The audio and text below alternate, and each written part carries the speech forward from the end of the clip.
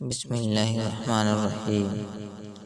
شروع اللہ کے نام سے جو بڑا مہربان نہایت رحم والا ہے۔ حضرت آدم علیہ السلام کے تخلیق سے پہلے کیا تھا؟ قرآن میں اللہ تعالیٰ فرماتے ہیں اللہ ہر چیز پر قادر ہے، ہر چیز کو پیدا کرنے والا ہے اور ہر چیز پر قادر ہے۔ وہی ہے جس نے آسمان زمین کو 6 دن میں پیدا کیا، پھر عرش پر جلوہ فرما ہوا۔ وہ خوب جانتا ہے اس چیز کو جو زمین میں جائے اور وہ جو اس سے نکلے، اور جو آسمان سے نیچے آئے، اور جو کچھ اس میں چڑھ کر جائے، اور جہاں کہیں تم جاؤ وہ تمہارے ساتھ ہے، اور اللہ تعالیٰ تمہارے اعمال کو دیکھ رہا ہے۔ اور اللہ ہی وہ ذات ہے جس نے 6 دنوں میں آسمانوں کو اور زمین کو پیدا فرمایا، اور اس کا عرش پانی پر تھا۔ سورہ ہود۔ امام احمد بن حنبل رحمۃ اللہ علیہ نے ابو رزین رقیل سے بیان کیا ہے کہ انہوں نے کہا، اے اللہ کے رسول صلی اللہ علیہ وسلم، آسمان اور زمین کے پیدا کرنے سے پہلے ہمارا پروردگار کہاں تھا؟ آپ نے فرمایا اما میں تھا، یعنی اللہ کے سوا کچھ بھی نہ تھا، نہ اس کے اوپر ہوا تھی اور نہ اس کے نیچے ہوا تھی۔ مطلب یہ ہے کہ کچھ نہ تھا، پھر اس نے پانی پر اپنا عرش پیدا کیا۔ حضرت ابو ہریرہ رضی اللہ تعالیٰ عنہ سے روایت ہے کہ حضور صلی اللہ علیہ وسلم نے میرا ہاتھ پکڑا اور فرمایا، اللہ تعالیٰ نے ہفتے کے دن مٹی کو پیدا کیا، اتوار کے دن زمین میں پہاڑ پیدا کیا، پیر کے دن درخت، منگل کے دن تکلیف، جراثیم اور بیماریاں، بدھ کے دن نور کو، جمعرات کے دن زمین میں چوپایوں کو پھیلا دیا، اور جمعے کے دن عصر سے رات کے بیچ آدم علیہ السلام کو پیدا کیا۔ حضرت عائشہ رضی اللہ تعالیٰ عنہا سے روایت ہے کہ حضور صلی اللہ علیہ وسلم نے فرمایا، فرشتوں نے نور سے اور جنوں کو آگ سے پیدا کیا، اور آدم علیہ السلام کو اس چیز سے پیدا کیا گیا جو تمہارے لیے بیان کر دی گئی، یعنی مٹی سے۔ حضرت عبداللہ بن عمر اور حضرت عبداللہ بن عباس رضی اللہ عنہ فرماتے ہیں، آدم علیہ السلام سے 2000 سال پہلے جنات اس زمین پر رہائش پذیر تھے۔ آہستہ آہستہ فسق و فجور میں مبتلا ہو گئے اور وہ فتنہ فساد میں پڑ گئے، ناحق خون بہانے لگے۔ پھر اللہ نے فرشتوں کو لشکر بھیجا، ان سے جنات کی زبردست مرکہ آرائی ہوئی۔ فرشتوں نے جنات کو تہس نہس کر دیا اور وہ سمندر کے جزیروں میں پناہ لینے کو مجبور ہو گئے۔ جب اللہ تعالیٰ نے آدم علیہ السلام کو پیدا کیا تو زمین کی مٹی لانے کا حکم فرمایا، چنانچہ اللہ تعالیٰ کے پاس مٹی لائی گئی۔ انسان کی تخلیق مٹی سے شروع ہوئی، اس مٹی کو پانی سے تر کیا گیا اور یہ تراب بن گئی۔ اللہ تعالیٰ قرآن میں فرماتے ہیں، ہم نے انسان کو لیسدار یعنی چپکنے والی مٹی سے پیدا کیا۔ پھر اللہ تعالیٰ نے اپنے مبارک ہاتھوں سے انسان کا ڈھانچہ تیار کیا۔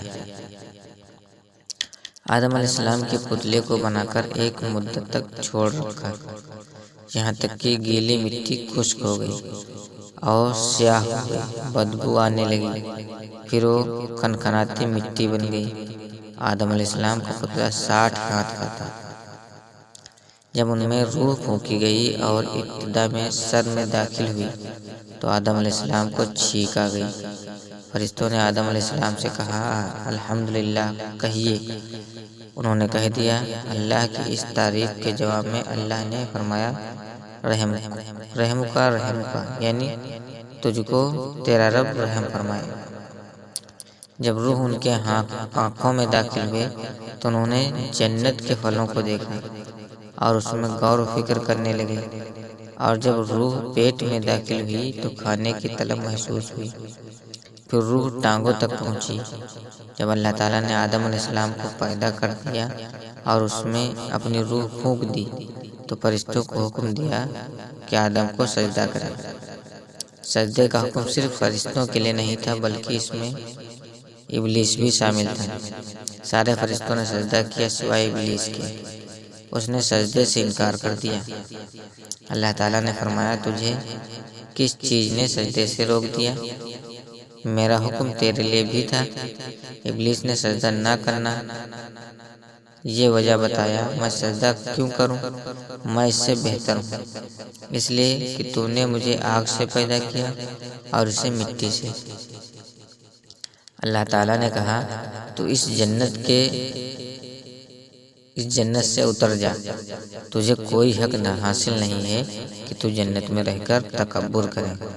ابلیس نے جواب میں کہا مجھے قیامت کے دن مہلت دے دیجئے، یعنی اتنی لمبی عمر دے دیجئے کہ میں قیامت تک زندہ رہوں، موت نہ آئے۔